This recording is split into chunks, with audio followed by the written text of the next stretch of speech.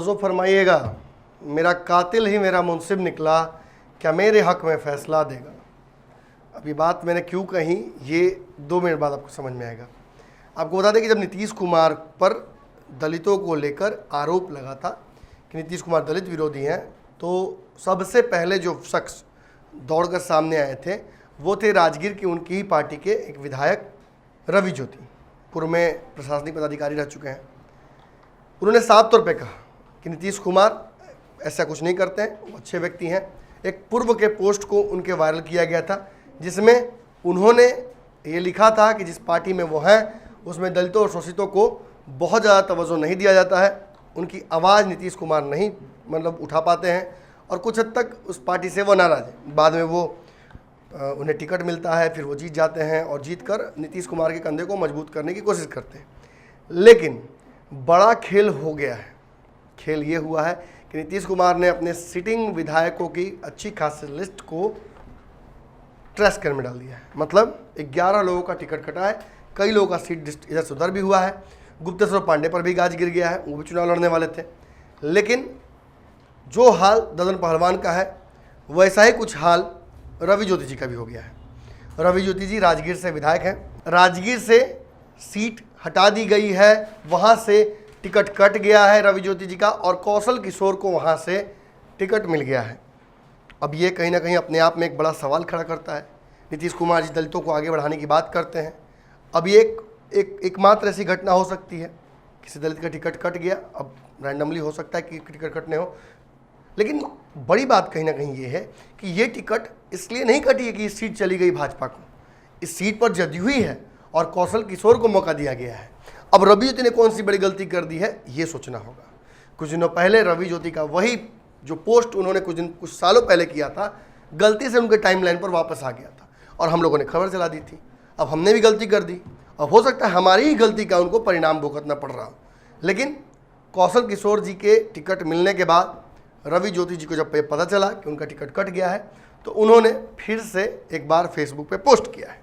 क्या किया है ये जान लीजिएगा तो मन खुश हो जाएगा। रवि ज्योति जी ने फेसबुक पर अपने एक पोस्ट डाला है जिसमें खुद को बहुत कोस रहे हैं। क्या कहना चाह रहे हैं, अंडरलाइन क्या है ये समझना पड़ेगा। रवि ज्योति जी 11 मिनट पहले ये पोस्ट किए हैं और लिख रहे हैं, मुझसे अवश्य कोई बहुत बड़ी गलती हुई होगी, इस वजह से मैं राजगीर के काबिल नहीं रहा।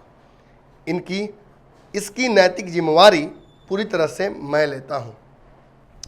ये वो पोस्ट है। हो सकता है कि हम पर मानहानि का दावा कर दें, हो सकता है कि ये पोस्ट डिलीट कर दें।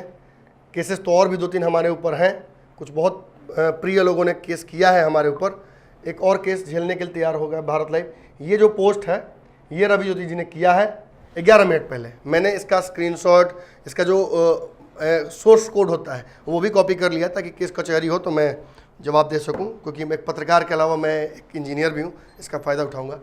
अब आपको बता दूं कि ये जो टिकट कटा है, रवि ज्योति जी पिछले समाज से आते हैं, उस समाज को प्रतिनिधित्व करते हैं जो समाज लगातार नीतीश कुमार जी के सामने खड़ा रहता है। इस बार नीतीश कुमार जी ने इस समाज को अपने फेरे में करने के लिए बहुत सारे स्वांग रचे हैं।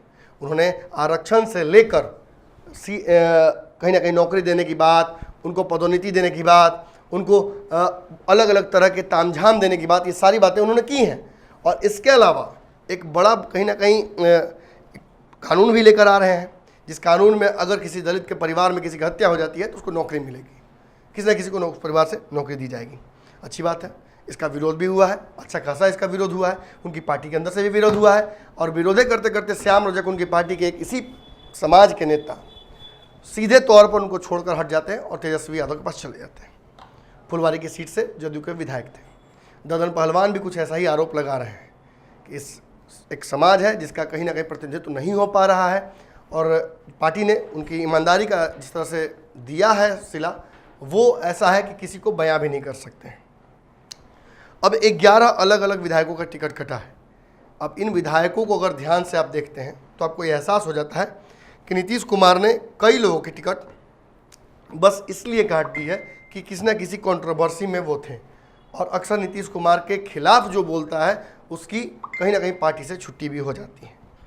अब रवि ज्योति जी आगे क्या डिसीजन लेते हैं, निर्दलीय लड़ेंगे कि नहीं लड़ेंगे, ये सब भी एक बड़ा सवाल खड़ा होता है, क्योंकि ददन पहलवान निर्दलीय चुनाव लड़ने की घोषणा कर चुके हैं। वो नामांकन भी करने जा रहे थे आज। नामांकन क्यों नहीं किया ये नहीं पता हमें, लेकिन जैसे ही कोई अपडेट आती है रवि ज्योति जी के बारे में या उनके बारे में हम आपको जरूर बताएंगे। बाकी सभी 11 सीटों पर भी हमारी नज़र है। कहीं ना कहीं एक बड़ा खेल हुआ है एनडीए में। इंटरनली नीतीश कुमार ने शायद, मुझे लगता है, ये हो सकता है मेरी पत्रकारिता की समझ की कमी हो, मुझे लगता है नीतीश कुमार ने ऐसे लोगों की छुट्टी कर दी है जो भाजपा से भी बहुत ज़्यादा करीब थे। अब आगे चल के देखना होगा कि नीतीश कुमार के इस गेम में कौन फंसता है। फिलहाल इस खबर में इतना ही। अगली खबर में आपसे मुलाकात करेंगे। फेसबुक पर देख रहे हैं तो पता ही है क्या करना है, पेज लाइक कर लीजिए, इस वीडियो को शेयर कर दीजिए अपने टाइमलाइन पर। और अगर ये वीडियो आप देख रहे हैं यूट्यूब पर तो मालिक सब्सक्राइब तो किए हुए होंगे आप। अब बस करना क्या है, बेल आइकन दबा दीजिएगा ना, तो पूरा चुनाव आपको हम डिस्टर्ब करते रहेंगे रात के 12-1 बजे तक। धन्यवाद।